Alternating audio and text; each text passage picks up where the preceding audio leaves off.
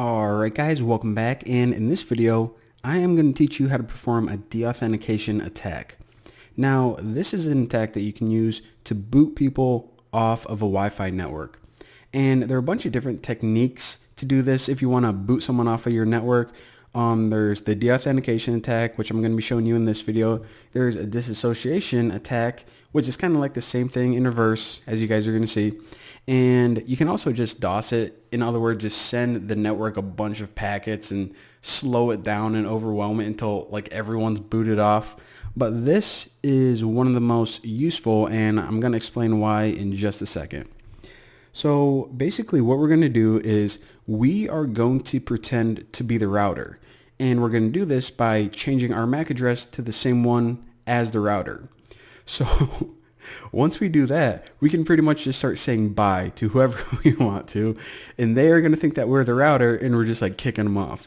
So it is hilarious. So this was a capture that I've been running for like a minute, and the workflow is kind of like this. You basically just find all the networks and then find a specific one. So I am only worried about Bucky's Wi-Fi. So I'm going to copy the MAC for this. And then down here, I'm going to, well, I can pretty much just run that command again. So arrow dump ng, and it's always a good idea to only listen on the specific channel that AP is broadcasting on. Not Adrian Peterson, the access point. So you see my Wi-Fi is only broadcasting on channel 11 right here. So if I type minus channel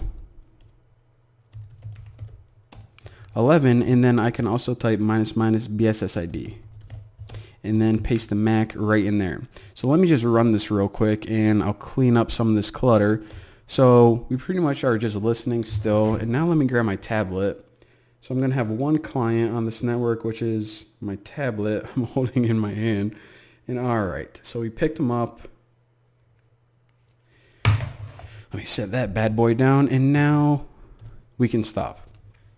So now we got all the information we need, and basically the only two pieces of the puzzle that you're going to need is the MAC address of the access point, which we got last time, and now we have the MAC address of the client. So this is the MAC address of that tablet that I just had. And actually right now, before I even do this, let me just, how do you take a screenshot of this? I can't record my tablet and this at the same time, so nope, that wasn't it. Alright, so I just wanted to take a screenshot because I'll show you guys that I do have a Wi-Fi signal. My tablet is connected, working perfectly right now.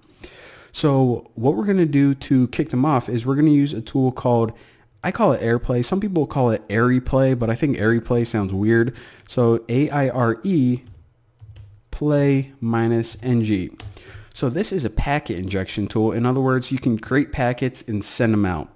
So the first piece of the puzzle is this. We're going to write -Deauth and just write like 2000 or something like that.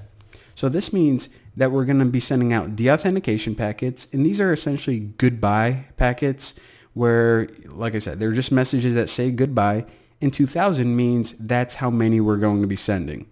So it's going to send about, I don't know, maybe a few a second. So if we send out 2000, then it's going to last for, a couple minutes. So now if you write -a, it needs two other parameters. The first is the MAC address of the access point. Let me just get them all down here. So paste that in. And this is the MAC address that we are going to pretend to be. So we're going to pretend to be the access point.